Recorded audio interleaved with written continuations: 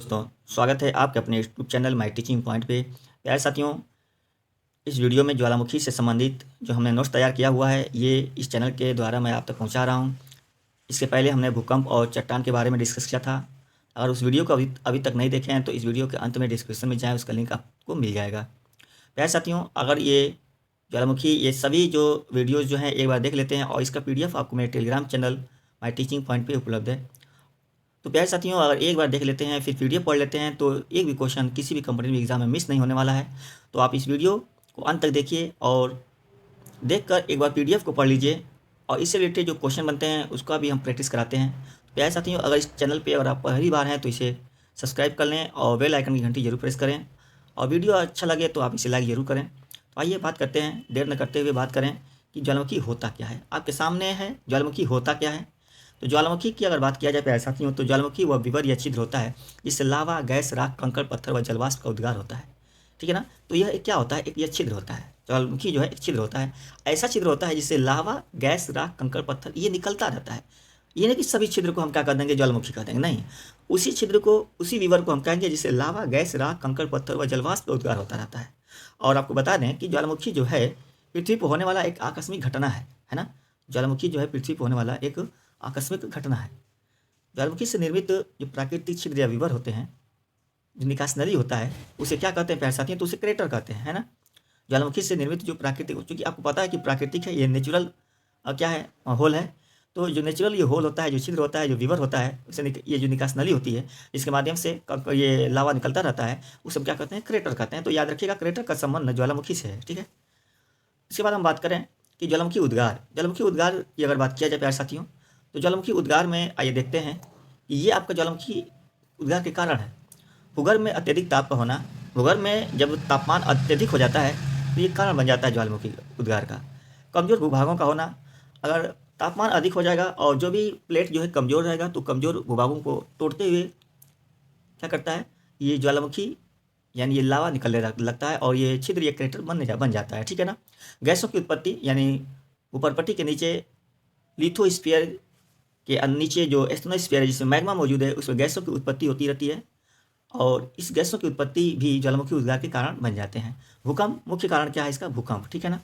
आइए हम बात करते हैं, क्योंकि भूकंप के द्वारा जो है ये दरार बन जाता है, ये भूकंप के द्वारा प्लेटें टूट जाती हैं, दरार बन जाता है और इस दरारों के माध्यम से ये लावा बाहर निकलने लगता है। आइए नीचे हम इसको फिगर से देख सकते हैं, ताकि फिगर अगर देखते हैं तो आपको बेहतर रूप से समझ में आ जाएगा। तो नीचे ये चित्र से स्पष्ट रूप से समझ सकते हैं। ये आपका प्लेट ए है, आप देख रहे हैं, ये प्लेट ए है और ये प्लेट बी है। ये महाद्वीपीय प्लेट है और ये क्या है, महासागरीय प्लेट है। इसमें देख रहे हैं कि ये जो है अविसरण कर रहे हैं, ये दोनों एक दूसरे के पास आ रहे हैं और जब पास आ रहे हैं तो इसमें जो प्लेट, जिस प्लेट का घनत्व अधिक होगा वह कम घनत्व वाले प्लेट के नीचे क्या हो जाएगा, नीचे चलता जाएगा और इसके नीचे जाएगा तो इसके दबाव से ये प्लेट क्या हो जाएगा, उठ जाएगा। ठीक है ना, फोल्डेड हो जाएगा, इस तरह फोल्डेड हो जाएगा। और जो प्लेट का हिस्सा नीचे गया है, मैग्मा में गया है, वो धीरे धीरे क्या हो जाएगा, धीरे धीरे गल जाएगा। हाँ, जो मैग्मा में गया इसको हम क्या कहते हैं, वेनी ऑफ जोन कहते हैं। याद रखिएगा, जो प्लेट का हिस्सा मैग्मा में अंदर चला गया है, जो एस्टेनोस्फीयर में चला गया है, ये इसमें कहा जाता है मैग्मा वाला पार्ट, और ये जो प्लेट है इसको हम लिथोस्फीयर कहते हैं। तो इससे हम क्या कहते हैं, जो मैग्मा के अंदर चला गया प्लेट का हिस्सा, उसे हम वेनी ऑफ जोन कहते हैं। याद रखिएगा, वेनी ऑफ जोन का संबंध भी भूकंप से है।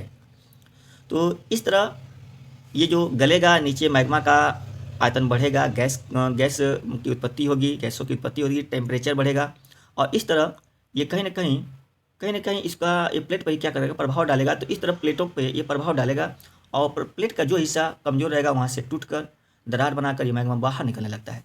यहाँ भी देखिएगा, ये तो दरार ऑटोमेटिक यहाँ बन ही चुका है यहाँ पे, तो यहाँ भी मैग्मा क्या होता है, बाहर निकलने लगता है यहाँ से भी। ठीक है ना।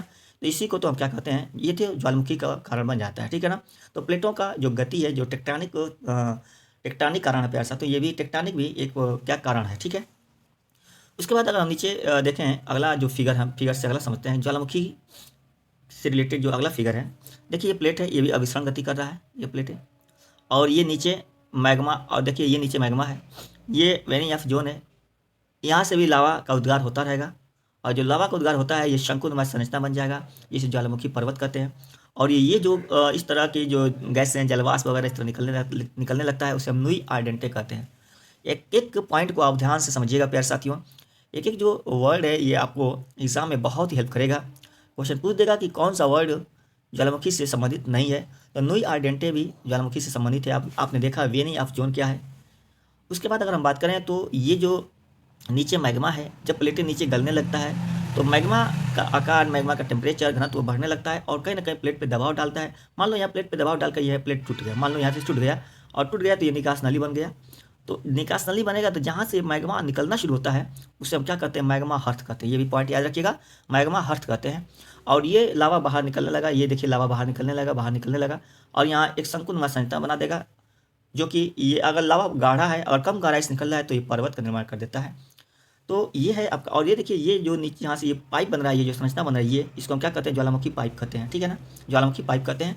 और यहाँ से दरार बन गया, तो दरार जब बनेगा तो ये प्लेट क्या होता है, ये प्लेट इधर जा ही रहा था और उसके बाद इधर का जो हिस्सा है, अब ये दो प्लेट में टूट गया तो इधर का हिस्सा इधर जाने लगेगा। इसको हम अपसरण गति कहते हैं।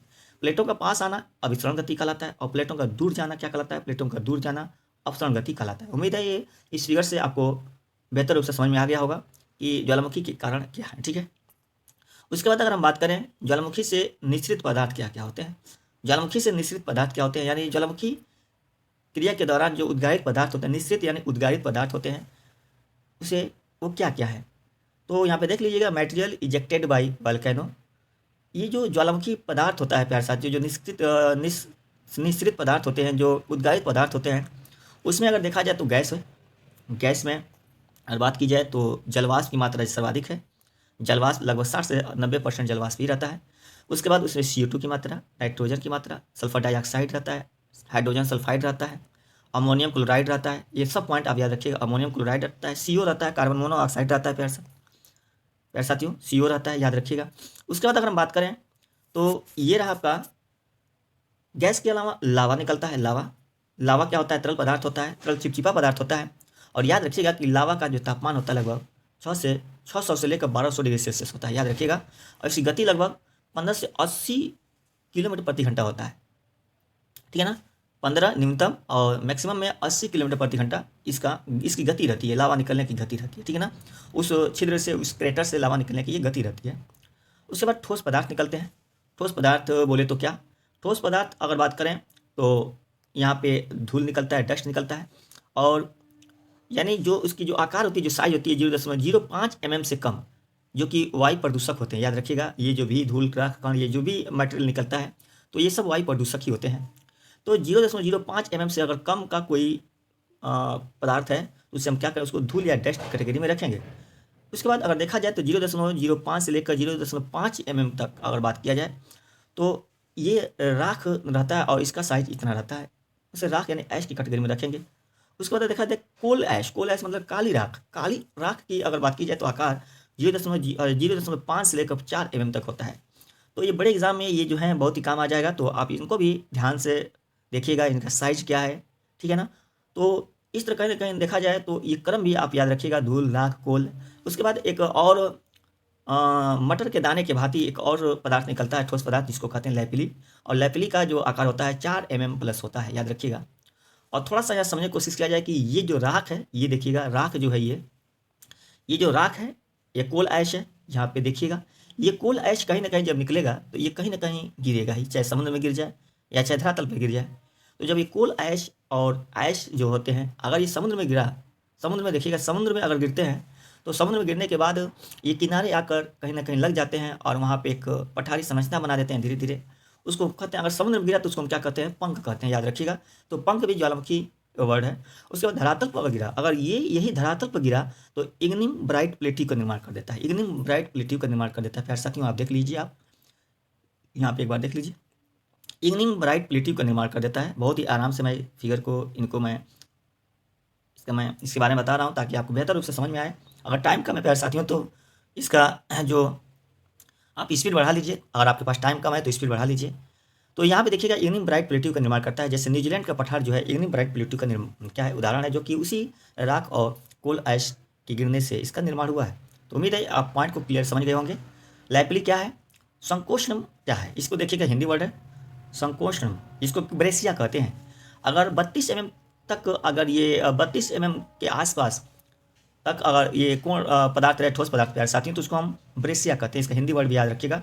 और ये कैसा होता है, तो नुकीले शिलाखंड होते हैं। यह क्वेश्चन पूछ देगा कि ज्वालामुखी क्रिया के दौरान नुकीले शिलाखंड जो होते हैं, जो बाहर उद्गारित होते हैं, उनको क्या कहते हैं? ब्रेसिया कहते हैं, जिनका आकार 32 mm तक होता है। बम क्या होता है ये भी देखिएगा। ये बड़ा साइज का जो पदार्थ होगा, ठोस पदार्थ, उसे बम कहते हैं, जो 32 mm प्लस इसका आकार या साइज होता है। तो उम्मीद है प्यारे साथियों ये रहा आपका उद्गारित पदार्थ। एक बार फिर देख लीजिए आप, आपके सामने गैस निकलता है। ये देखिए ज्वालामुखी से निश्चित पदार्थ होते हैं गैस। ये विभिन्न प्रकार की गैस है। जलवाष्प सर्वाधिक है, लावा निकलता है। ठोस पदार्थ में धूल, राख, कोल, लैपिली, संकोचन, ब्रेसिया, नुकीले शिलाखंड, बम इत्यादि निकलता है। लावा के प्रकार की बात किया जाए तो देखो, लावा के जो प्रकार होते हैं, ये अगर देखा जाए तो लावा के प्रकार को कई भागों में डिवाइड किया गया है। थोड़ा समझने की कोशिश करिएगा। लावा के प्रकार, सिलिका के मात्रा के आधार पर भी लावा को बांटा गया है, और रासायनिक एवं खनिज पदार्थ के आधार पर भी लावा को बांटा गया है। अगर हम यहाँ बात करें तो लावा के प्रकार हो गया, मैं थोड़ा सा जूम देख कर रहा हूँ यहाँ पे, समझने की कोशिश करिएगा। तो प्यारे साथियों, अगर हम बात करें सिलिका के मात्रा के आधार पर, तो ये देखा जाए तो मुख्य रूप से तो दो ही होता है, अम्लीय लावा और क्षारीय लावा। अम्लीय लावा और क्षारीय लावा। और अगर देखा जाए तो मध्यम लावा और अल्ट्रा क्षारीय लावा भी में भी इसको बांट देते हैं। हालांकि ये दो ही होता है, अम्लीय और क्षारीय, लेकिन इसको भी आप समझिएगा कि अम्लीय और क्षारीय के बीच में जो लावा की मात्रा होगी, जो सिलिका की मात्रा होगी अम्लीय और क्षारीय के बीच में, उसको हम कहते हैं मध्यम। और इसे मध्यम प्रकार के लावा को जो होता है एंडीसाइटिक लावा कहते हैं। इसको याद रखिएगा, एंडीसाइटिक लावा जो है मध्यम लावा के अंतर्गत आता है, यानी इसमें सिलिका की मात्रा औसत रहता है। अल्ट्रा देखिए, अल्ट्रा क्षारीय यहाँ पे ये क्षारीय है, थोड़ा सा आप इसको समझ लीजिएगा। देखिए मैं यहाँ क्षारीय लिखा हूँ ना, इसको मैं जूम कर दे रहा हूँ, देखिए अल्ट्रा क्षारीय लिखा हूँ, पॉइंट को आप नोट कर लीजिएगा। उसके बाद अगर देखा जाए रासायनिक एवं खनिज पदार्थ के आधार पर, खनिज के आधार पर अगर बात किया जाए तो लावा को 3 भागों में बांटा गया है। फेल्सिक लावा होता है, मैपिक लावा होता है, और अल्ट्रा मैपिक लावा होता है। तो फेल्सिक, मैपिक और अल्ट्रा मैपिक ये भी क्या है? ये भी ज्वालामुखी से संबंधित ये क्या है? शब्द हैं, जो कि ये लावा के प्रकार है। ठीक है ना? उम्मीद है ये पॉइंट क्लियर हो गया होगा। आप ध्यान से इन सभी पॉइंट को आप देखिएगा।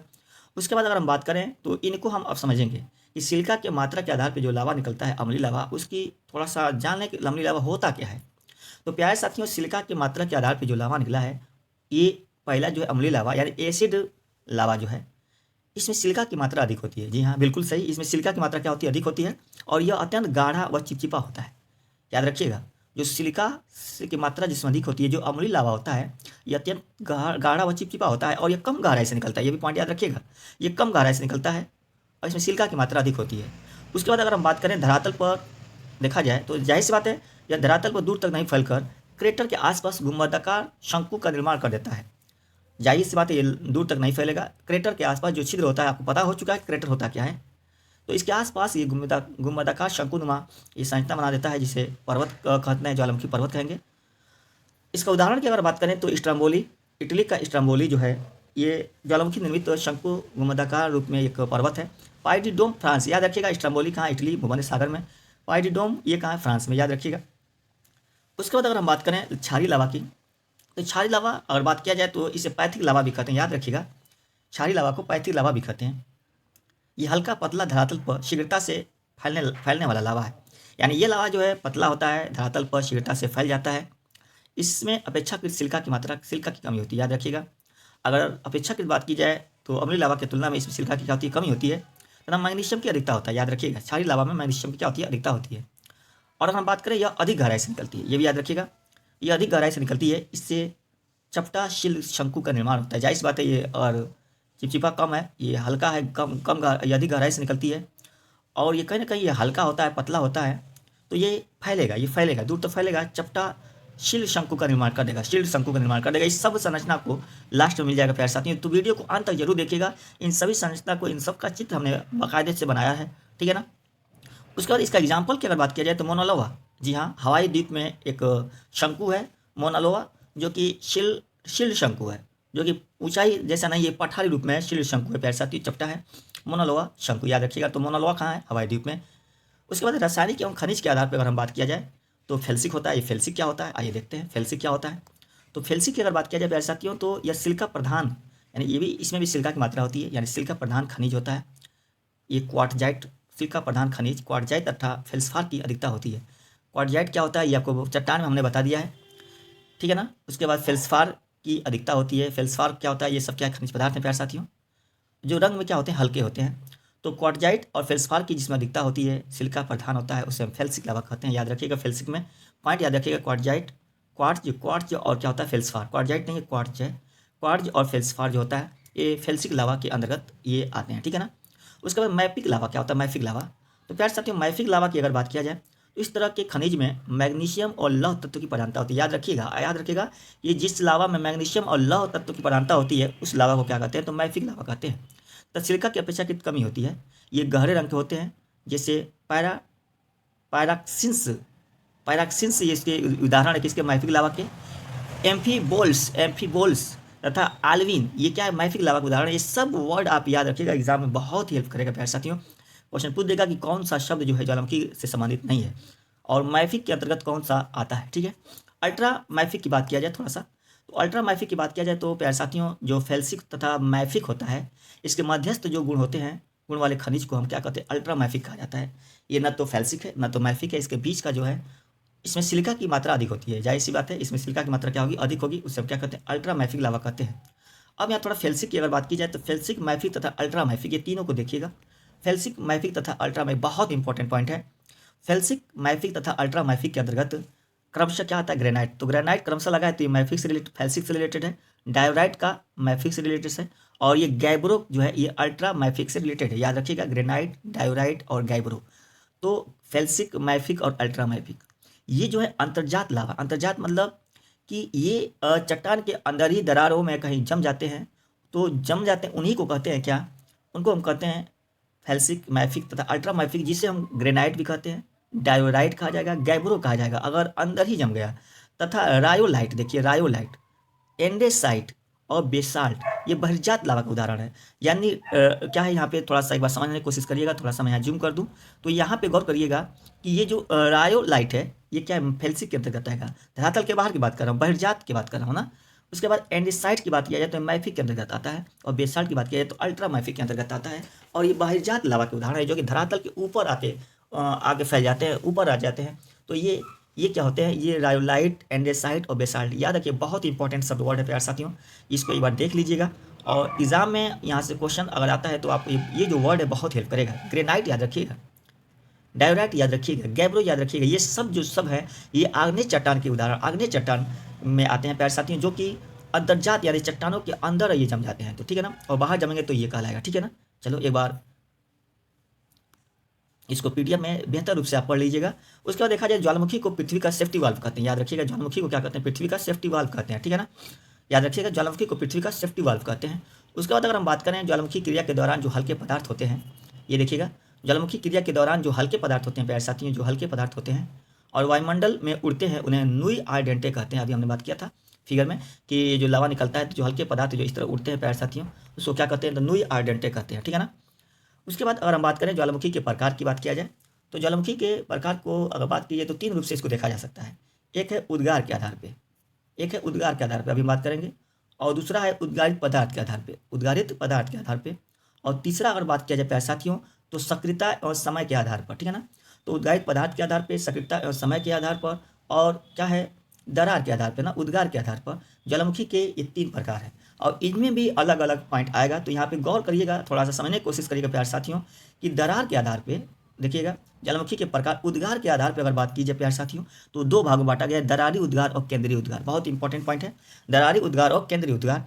यहाँ पे अगर दरारी उद्गार की बात की जाए तो दरारी उद्गार की अगर बात की जाए तो इससे क्या बनते हैं, कटक बनते हैं, ठीक है ना, कटक बनते हैं। और इसमें प्लेटों का क्या होता है, अपसरण होता है। तो जहाँ प्लेटों का अपसरण होता है वहाँ पे वहाँ कटक बनता है और ये किस में आएगा, तो दरारी उद्गार में आएगा, ठीक है ना। जैसे आपको पता होगा कि मध्य अटलांटिक कटक जो है ये दरारी उद्गार का सबसे अच्छा उदाहरण है, ठीक है। केंद्रीय उद्गार की बात किया जाए तो इससे पर्वत बनते हैं, याद रखिएगा, और ये प्लेटों के अविसरण गति से, प्लेटों के अविसरण गति से, याद रखिएगा, थोड़ा सा आप यहाँ देख लीजिए सही से। तो ये प्लेटों के अविसरण गति से, थोड़ा सा मैं इसको नीचे करूँ, ठीक है। तो केंद्रीय उद्गार है ये प्यारे साथियों। तो ये रहा आपका, इससे पर्वत बनते हैं, ये प्लेटों का अविसरण गति है। जैसे अगर बात की जाए तो इसका एग्जाम्पल क्या होगा, परिप्रशांत महासागर, ठीक है ना। परिप्रशांत महासागर इसका एग्जाम्पल है। इसको अगर देखा जाए परिप्रशांत महासागर, ठीक है ना। इसमें दरारी उद्गार में अगर बात की जाए तो इसके लिए मैं फिगर यहाँ पे दिखाया हूँ। ये क्या है, अवसरण गति हो रहा है, प्लेट ए है, प्लेट बी है, और ये उद्गार हो रहा है, दरार बन रहा है, ठीक है ना। और परिप्रशांत यहाँ पे देखा जाए इसका फिगर देखिएगा, ये प्लेट ए है और ये प्लेट बी है, ठीक है ना। प्लेट ए है, प्लेट बी है, और एक दूसरे के बीच ये क्या हो रहा है, अविसरण हो रहा है। तो इसमें टकराव से ये प्लेट क्या हो जाएगा, नीचे जाएगा। तो ये परिप्रशांत का उदाहरण है। तो ये केंद्रीय उद्गार कहलाएगा, ये केंद्रीय में आएगा और ये किस में आएगा, दरारी में आएगा, ठीक है ना। तो ये रहा, आप एक बार देख लीजिए यहाँ पे। तो उद्गार के आधार पर दरारी उद्गार और केंद्रीय उद्गार, इसका फिगर आपने देखा, इसका एग्जाम्पल आपने देखा। उसके बाद हम बात करेंगे कि उद्गारित पदार्थ का आधार, बहुत इंपॉर्टेंट पॉइंट है, समझने की कोशिश करिएगा प्यारे साथियों कि उद्गारित पदार्थ के आधार पर क्या होता है। एक होता है फ्यूमरोल, ये सब वर्ड आप याद रखिएगा। फ्यूमरोल मतलब होता है धुआंरे, जो धुआंरे निकलता है लावा यानी ज्वालामुखी के दौरान जो धुआंरे निकलता है उससे क्या कहते हैं, फ्यूमरोल कहते हैं। इसमें जब लावा निकल जाता है, तो जब लावा निकल जाता है तो बाद में जो धुआंरा निकलता है प्यारे साथी ना, उसी को फ्यूमरोल कहते हैं। और इस धुआंरे में SO2 की मात्रा अधिक रहती है, CO2 की मात्रा रहती है, CO गैस की मात्रा रहती है, ठीक है ना। उसके बाद अगर बात की जाए तो सल्फर की मात्रा सर्वाधिक होती है, सल्फर की मात्रा सर्वाधिक होती है, उसे क्या कहते हैं, सुल्फ तारा कहते हैं। यानी एक ऐसी गैस जिसमें सल्फर युक्त जो होती है, सल्फर की मात्रा सर्वाधिक होती है प्यारे साथियों, उसको हम कहते हैं सुल्फ तारा। तो सुल्फ तारा का संबंध क्या है, ये भी उद्गारित पदार्थ के क्या है, उदाहरण है, यानी ये भी ज्वालामुखी से रिलेटेड है, ठीक है ना। मुँह फेटे क्या होता है, मुँह फेटे, तो ये जलवाष्प जो निकलता है उसको क्या कहते हैं, मुँह फेटे कहते हैं। ये सब याद रखिएगा प्यारे साथियों। गीजर क्या होता है, तो गर्म जल जो निकलता है उसे गीजर या ग्लेजर कहते हैं। और जीजराइट क्या होता है, ये कीचड़ होता है, जो कीचड़ निकलता है प्यारे साथियों ज्वालामुखी के द्वारा, उसे हम क्या कहते हैं, जीजराइट कहते हैं। और याद रखिएगा इसका कलर अगर बात कीजिए तो ब्राउन होता है, लाल होता है और पीला होता है। इसे पेंट पार्ट कहा जाता है, बहुत इंपॉर्टेंट वर्ड है, पेंट पार्ट कहा जाता है, ठीक है ना। यहाँ पे देखिएगा सक्रियता के समय के आधार पर अगर बात की जाए, तो सक्रियता के समय के आधार पर अगर बात की जाए प्यारे साथियों, तो यहाँ पे समझने की कोशिश करिएगा। सक्रियता के समय के आधार पर सक्रिय ज्वालामुखी होता है, सुषुप्त ज्वालामुखी होता है और मृत ज्वालामुखी होता है, याद रखिएगा। सक्रिय ज्वालामुखी, सुषुप्त ज्वालामुखी और मृत ज्वालामुखी, तो ये सक्रियता या समय के आधार पर 3 होता है। सक्रिय ज्वालामुखी क्या होता है, इसको समझने की कोशिश करिए। सक्रिय ज्वालामुखी उसे कहते हैं प्यारे साथियों कि ऐसे ज्वालामुखी जिनसे लगातार लावा, गैस, विखंडित पदार्थ निकलते रहते हैं और शंकु का निर्माण करते रहते हैं, सक्रिय ज्वालामुखी कहलाते हैं, याद रखिएगा। यानी ऐसा विब्र होता है जहाँ से लावा लगातार निकलता रहता है, वो सक्रिय ज्वालामुखी कहलाता है। जैसे कि अगर बात की जाए तो इसका एग्जाम्पल हमने लिया है, ये सब एग्जाम्पल बहुत इंपॉर्टेंट है प्यारे साथियों, समझने की कोशिश करिएगा। एटना और स्ट्राम्बोली, ये इटली भूमध्य सागर में इटली देश के अंतर्गत आते हैं। एटना और स्ट्राम्बोली ये सक्रिय ज्वालामुखी का उदाहरण है। अब याद रखिएगा स्ट्राम्बोली जो है इसे भूमध्य सागर का क्या कहते हैं, प्रकाश स्तंभ भी कहते हैं, बहुत इंपॉर्टेंट पॉइंट है। कोटोपैक्सी की बात करें तो ये इक्वाडोर में 5897 मीटर है और ये विश्व का सबसे ऊंचा सक्रिय ज्वालामुखी है, ठीक है। आगे देखते हैं, अगला जो है ओजस डेल सलाडो। ओजस डेल सलाडो जो है ये भी सक्रिय ज्वालामुखी का उदाहरण है, जो कि अर्जेंटीना और चिली के अंतर्गत, ये बॉर्डर पे एंडीज पर्वत के अंतर्गत आता है और ये विश्व की सबसे ऊंचाई पर स्थित, यहाँ पे देखो ऊंचा था और यहाँ पे ये ऊंचा है और ये क्या ऊंचाई है, दोनों में फर्क है। तो विश्व का सबसे ऊंचाई पर स्थित जो सक्रिय ज्वालामुखी है वो है ओजस डेल सलाडो। और ऊंचा पूछेगा तो क्या बताइएगा, कोटोपैक्सी, ठीक है। उसके बाद अगर बात किया जाए फ्यूजियामा, फ्यूजियामा भी सक्रिय ज्वालामुखी का उदाहरण है, जो जापान जैसे। माउंट इरेबस अंटार्कटिका में है। बैरन द्वीप भारत में जानते हैं आप। कुलुचेवस्काया रूस में है। ये सब सक्रिय ज्वालामुखी, याद रखिएगा। एक भी क्वेश्चन यहाँ पे, एक भी पॉइंट आप मिस ना करिएगा प्यारे साथियों, तो वीडियो को अंत तक जरूर देखिएगा। ज्वालामुखी से एक भी क्वेश्चन एग्जाम में मिस नहीं होने वाला है। तो अगर आप चाहते हैं कि आपका एग्जाम बेहतर जाए, आपको एग्जाम में ज्वालामुखी से एक भी क्वेश्चन मिस ना हो, तो ये वीडियो आप ही के लिए है। अगर आप RO की तैयारी करते हैं, तो RO की तैयारी करते हैं तो यह जो है आपका यह वीडियो आपको बहुत ही हेल्प करेगा, ठीक है। इसके बाद देखा जाए तो क्या है, ब्रेंगेन पर्वत के अलास्का में, मोनालोवा हवाई द्वीप में, कैमरून अफ्रीका में, कैमरून एक देश है, चिल्लन चिली में, और पॉरेक क्या है, मैक्सिको में। ये सब सक्रिय ज्वालामुखी के उदाहरण है, ठीक है ना। असामा देखा जाए जापान में। किलाउ कहाँ है, हवाई द्वीप में। माउंट बेकर कास्केड श्रेणी USA में है। पिलामू कहाँ है, हवाई द्वीप में, ठीक है ना। तो ये सब जो सक्रिय ज्वालामुखी के उदाहरण है। सुषुप्त ज्वालामुखी के अंतर्गत आ जाए, थोड़ा सा आइए समझने की कोशिश करिए। सुषुप्त ज्वालामुखी की अगर बात की जाए प्यारे साथियों, तो वैसे ज्वालामुखी जो दीर्घकाल से सक्रिय नहीं है, वैसे ज्वालामुखी जो दीर्घकाल से सक्रिय नहीं है, कभी भी सक्रिय हो सकते हैं, सुषुप्त ज्वालामुखी कहलाते हैं, ठीक है ना। सुषुप्त ज्वालामुखी कहलाते हैं। उसके बाद अगर बात की जाए तो इसका उदाहरण क्या है, विसुवियत इटली में, नारकोंडम भारत, किलिमंजारो तंजानिया और कराकाटोआ क्या इंडोनेशिया में। तो ये सब सक्रिय ज्वालामुखी के उदाहरण याद रखिएगा, ठीक है ना। उसके बाद हम बात करें मृत या विलुप्त ज्वालामुखी, डेड या एक्सटिंक्ट ज्वालामुखी, तो वे ज्वालामुखी जिनमें हजारों वर्षों से कोई उद्भेदन नहीं हुआ है और ना ही भविष्य में उद्भेदन की संभावना है, मृत ज्वालामुखी कहलाता है, ठीक है ना। इसका एग्जाम्पल देख लिया जाए, चिमरोजो इक्वाडोर में, पोपा म्यांमार में, देवबंद को सुल्तान में ईरान में, और एकांगुआ अर्जेंटीना और चिली में, ठीक है ना, बॉर्डर पे। और विश्व का सबसे ऊंचा मृत ज्वालामुखी का उदाहरण कौन है,